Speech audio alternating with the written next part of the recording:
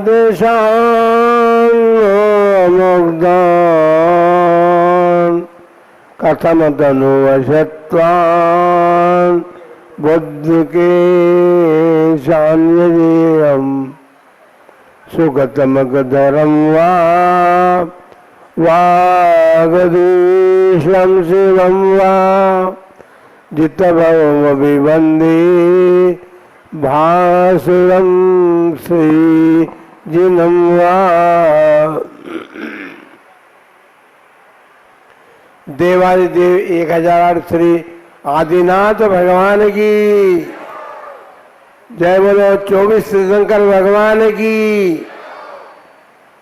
20वीं सदी के प्रथमाचार्य चारित्र चक्रवर्ती आचार्य श्री शांति सागर जी महाराज की, परम पूज्य आचार्य श्री वीर सागर जी महाराज की, परम पूज्य आचार्य श्री शिव सागर जी महाराज की, परम पूज्य दीक्षा गुरुवर आचार्य श्री धर्म सागर जी महाराज की, परम पूज्य आचार्य श्री अजीत सागर जी महाराज की, परम पूज्य शिक्षा गुरुवर आचार्य कल्प श्री शुद्ध सागर जी महाराज की 10 लक्षण अवस्था को प्राप्त भगवान ऋषभदेव के साथ 26 प्रतिमाओं का भूगर्भ से उत्थापन हुआ और यहाँ नसिया जी में विराजमान हो गई।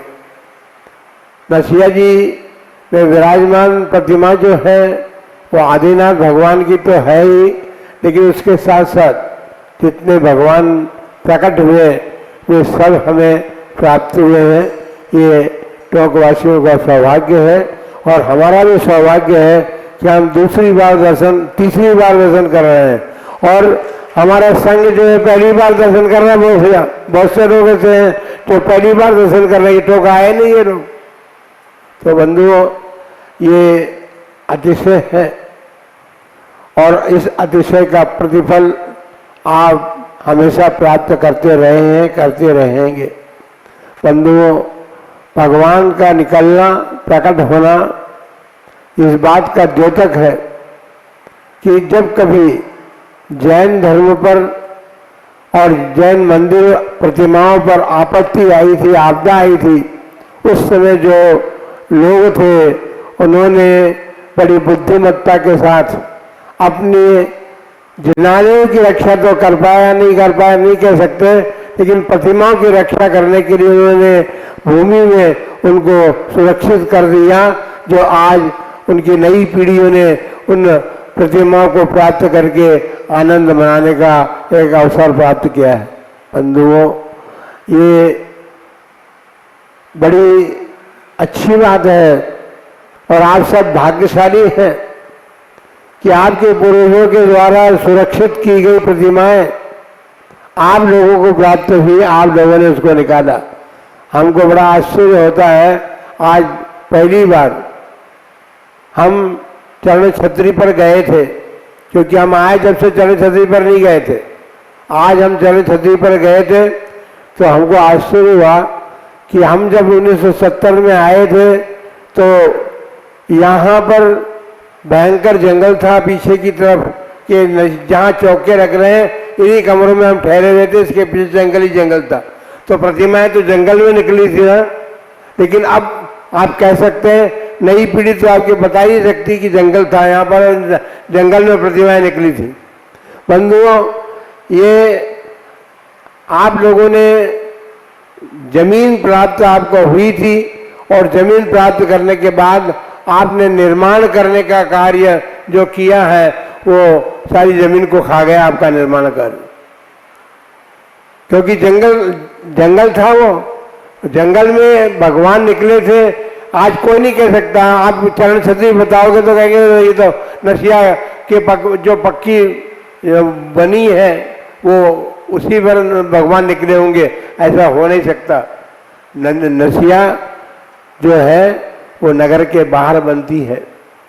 अब नगर के बीच में आ गई, ये बात अलग है, क्योंकि जो जंगल का इलाका था उसमें सब नगर बन गया, क्योंकि आपका टोक नगर अब टोक नगर नहीं रहा, टोक जिला भी बन गया और टोंक जिला बनने के बाद में आपका नगर जो है वो महानगर बन गया। तो ये इस प्रकार की प्रवृत्ति जो है ये परस्पर में शत्रुता उत्पन्न करने वाली, वो तो बहन थी और उसको भाग्य से जिन मंदिर मिल गया था, मुनिराज मिल गए थे, तो उसको उन्होंने व्रत का उपदेश दे करके उसको ठीक किया, स्थिरीकरण किया उसका, अन्यथा तो वो आत्महत्या कर रखती थी। इसलिए हमको इन सब बातों को ध्यान देकर, हम केवल मुनियों को दान देना है ऐसी बात नहीं है।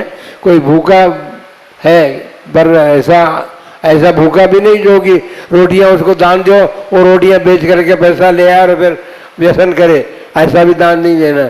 जिसको आवश्यकता है उसी को आप दान कीजिए। आप घर में बैठा करके उसको भोजन करा दीजिए, उसको दान देने की क्या आवश्यकता है। आपने घर में बैठा करके उसको बैठक भाई बैठ, तुम भूखे हो, तुमको हम भोजन कराएंगे, तो इत्यादि प्रकार से जो है दान दिया जाता है। फिर एक बात है कि या वो हमारी आशा रूपी तृष्णा को शांत करने वाला है। उसका एक बात है कि समुद्र जो है ना उसमें आग लगती है, समुद्र में आग लगती है, सुना कभी आपने? है बड़वाने लगता है, समुद्र में भी आग लगती है, पानी में भी आग लगती है। इसीलिए तो बोलते हैं, कहावत प्रसिद्ध हो गई, क्या पानी में आग लगाएगा क्या? तो इसलिए बड़वा नल लगने के लिए, पर बड़वा नल को समुद्र में बुझाया नहीं जा सकता। आपके फायर ब्रिगेड काम नहीं आते उसको, वो तो वर्षा ऋतु बरसेगी तो बड़वा नल होगा। जंगल में लगी आग को भी फायर ब्रिगेड नहीं बुझा सकते, उसको दावा नल जिसे बोलते हैं, वो भी वर्षा ऋतु आएगी और वर्षा बरसेगी तो ही बुझेगी। इसलिए अपने को एक भूखा व्यक्ति कोई है तो उसकी भूख जो है वो बड़वानल के बराबर है, और बड़वानल जैसा है या दावानल है तो उसको शांत करने का जो तरीका है उसी तरीके से शांत करना। बरसात ऋतु थोड़ी है, आप भोजन देंगे तो भूख शांत हो जाएगी। इस प्रकार अपने को त्याग धर्म से बहुत सारी शिक्षा के, हम तो सूर्य दिन से शिक्षा लेते आए हैं, का महत्व हमारे समझ में आ जाना चाहिए, क्योंकि हमने कषाय करके देख ली। संयम धर्म जब आया तो हमने इंद्रिय विषयों में हमने रचपच करके अपना अहित ही किया है। उस अहित को यानी हित करने का मार्ग जो हमारे पास है तो संयम धर्म भी है। संयम धर्म से 5 इंद्रियों के विषयों के प्रवृत्ति पर नियंत्रण होता है। तीसरी बात और है कि हम 15 प्रकार के प्रमाद हैं हमारे पास। 4 कषाय हैं, प्रमाद है। कषाय करना कोई अच्छी चीज नहीं। गुस्सा आता है, महाराज क्या करें, गुस्सा आता है, बहू ने बात नहीं मानी तो गुस्सा आ गया, बेटे ने बात नहीं मानी तो पिता को गुस्सा आ गया। तो आता है गुस्सा, लेकिन गुस्सा फिर बैर के रूप में परिवर्तित नहीं होना चाहिए। बैर के रूप में परिवर्तित हो जाता है तो वो भाव तक दुख देने वाला है। इसलिए हमें गुस्सा आना ही नहीं चाहिए। पहली बात तो अपनी क्षमता को हम बनाए रखें।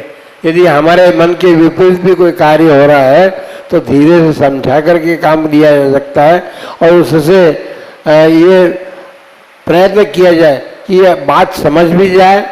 जो बोलते हैं ना कि लाठी भी न टूटे सांप भी मर जाए, तो सांप को मारना नहीं है, लाठी को तोड़ना भी नहीं है, लेकिन वो एक इस प्रकार की वाक्य इसलिए बना है कि बड़ी समझदारी से हम उसको समझाएं।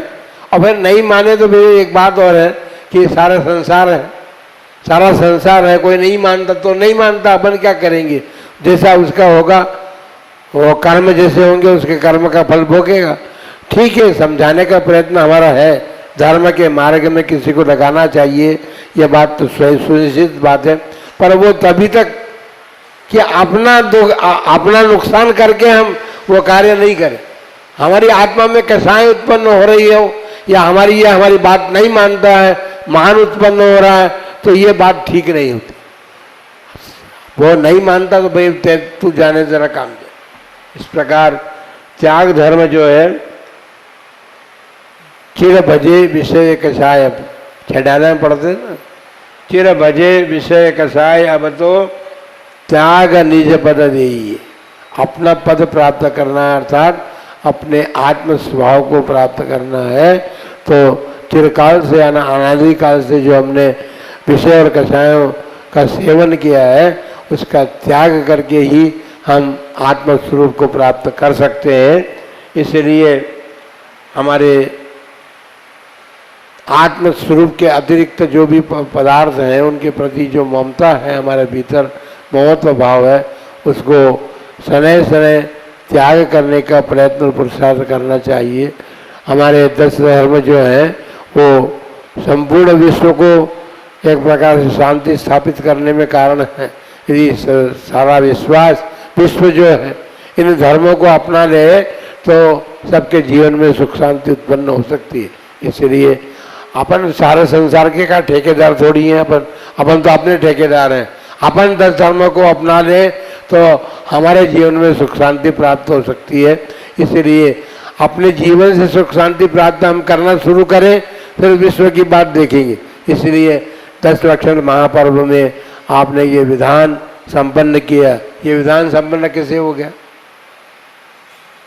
त्याग से ही तो हुआ ना। आप लोगों ने त्याग किया तो ये आनंद ले रहे हो आप। त्याग ने आनंद दिया ना आपको। यदि त्याग नहीं करते तो आनंद कैसे आता? तो त्याग में बड़ा महत्व है। त्याग से ही हम आनंद प्राप्त कर सकते हैं। और आनंद का मतलब ये है मजा नहीं, आनंद का मतलब है आत्मिक शांति और आत्मिक सुख प्राप्त होना, उसको आनंद कहते हैं। आनंद जो चारों प्रकार से आनंद, प्रसन्नता ही प्रसन्नता हमें प्रदान करे, उसको आनंद कहते हैं। बाकी जो भी आप मानते हैं, जैसे आनंद मानते हैं, बड़ा मजा आ गया, वो मजा कहलाता है, आनंद नहीं कहलाता। इसलिए मजा नहीं, हमको आनंद लेना है। आनंद के लिए धर्म को अपना करके अपने जीवन को सार्थकता प्रदान करे। लेकिन वो महानगर बने या न बने हमको उसकी चिंता नहीं है। हमारी नसिया जी जो है वो महानगर से कम नहीं है। बंधुओं, जहाँ इतने भगवान भूगर्भ से निकल करके प्रतिष्ठित हुए हैं, ये कम सौभाग्य की बात नहीं है। ये हमारा सौभाग्य मानो आप लोग कि हमारे पूर्वजों ने कितनी दूरदर्शिता से ये कार्य किया था कि इन प्रतिमाओं को सुरक्षित कर दिया। अन्यथा ये प्रतिमाएं हमको प्राप्त भी नहीं होती, प्रतिमाएं नष्ट कर दी जाती। आताताई लोग जो है वो सब नष्ट करने में लगे थे। लेकिन बहुत जगह सारे देश में जहाँ भी प्रतिमाएं निकल रही हैं वो पूर्वजों की दूरदर्शिता का द्योतक है, जहाँ पर उन प्रतिमाओं को सुरक्षित कर दिया गया। कहीं कहीं तो मंदिर ही सुरक्षित कर दिए गए। एक मंदिर ऐसा निकला है जहाँ बालू का टीला था वो, और बालू के टीले से उस मंदिर को दबा दिया गया था। वो मंदिर अब निकला है और बहुत पहले निकल चुका है, तो मंदिर भी निकला। इसका मतलब ये है कि हमारे जो पूर्वज लोग थे उन्होंने मंदिर बनाए, ये बात ठीक है। मंदिर बहुत जगह बनाए हैं और ऐसे विशाल विशाल मंदिर बनाए हैं जिन पर हम कल्पना भी नहीं कर सकते कि इतने विशाल मंदिरों की रचना हो सकती है। लेकिन उसके बाद मंदिरों की रक्षा होना दुर्लभ था। उन मंदिरों की रक्षा की और मंदिरों में जहाँ ताले बंद हो गए थे वहाँ के ताले खुलवाने का पुरुषार्थ जो है परम पूज्य चार्य चक्रवर्ती आचार्य श्री शांति शेखर जी महाराज ने किया। ये उसका उनका प्रतिफल है कि आज हम इतने विशाल रूप में इस रशिया में और सारे देश में जिन मंदिरों की पूजा आराधना अर्चना करने का सौभाग्य प्राप्त कर रहे हैं।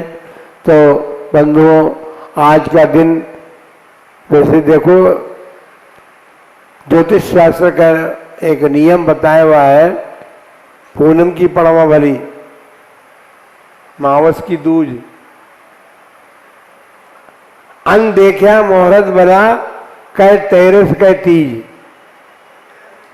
ये तेरस का दिन है और फिर शुक्ल पक्ष की तेरस है।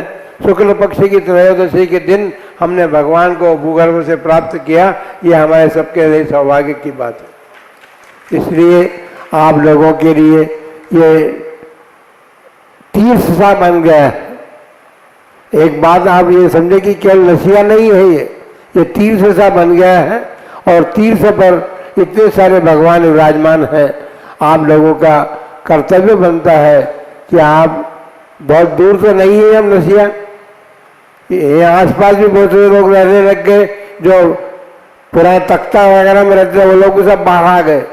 तो यहाँ आकर के आप दर्शन कर सकते हैं, पूजन कर सकते हैं, जाप पर अनुष्ठान कर सकते हैं और समय समय पर यहाँ विधान वगैरह संपन्न करके अपने इस मनुष्य जन्म को सार्थकता प्रदान करने का अवसर प्राप्त कर सकते हैं। इसीलिए आप ऐसा ना समझें ये आदिनाथ भगवान नहीं है, ये चमत्कारी भगवान है। क्योंकि हमने अपने जीवन में देखा है ना, इसलिए कह रहे हैं। हमने जब ऐसे लग रहा था कि हम आगे बढ़ पाएंगे या नहीं बढ़ पाएंगे, तो हम कहीं रास्ते में जंगल में हमने गज्जू भाई से कह दिया था कि भाई अब की बार तो जंगल में चातुर्मास करने की अवस्था बन रही है। लेकिन पद्मचंद जी जो है कपड़े वाले, रतनलाल जी के बेटे, वो गए हमारे पास, महाराज हमने नसिया के आदिनाथ भगवान से प्रार्थना करके आया हूँ, आप सुनिश्चित है आप टोक पहुंच जाएंगे। तो देखिए प्रतिमा में कुछ चमत्कार हो या नहीं हो, वो प्रतिमा में चमत्कार तो है, लेकिन अपनी श्रद्धा और अपनी भावना का चमत्कार भी काम करता है। और वो चमत्कार काम कर गया। हम सकुशल संग सहित यहाँ पर टोंक में पहुँच करके आए और यहाँ पर चातुर्मास संपन्न हुआ है। ये भगवान आदिनाथ का अतिशय है। क्योंकि जंगल में चातुर्मास करते तो आप सबको जंगल आना पड़ता, और जंगल में चातुर्मास कराते तो आनंद नहीं आता ऐसा। लेकिन ये आनंद आपको प्राप्त हुआ है। इस आनंद को ऐसा माने कि हमने जीवन में पहली बार ऐसा आनंद प्राप्त किया है। तो आप लोग अब इस आनंद को स्थायी बनाने के लिए आगे पुरुषार्थ करते रहें और आपका आनंद जो है आपके जीवन में सुख शांति और मंगल प्रदान करे, अपने जीवन को सार्थकता प्रदान करे। इन्हीं मंगलमय भावना के साथ आप सबके लिए मंगल आशीर्वाद।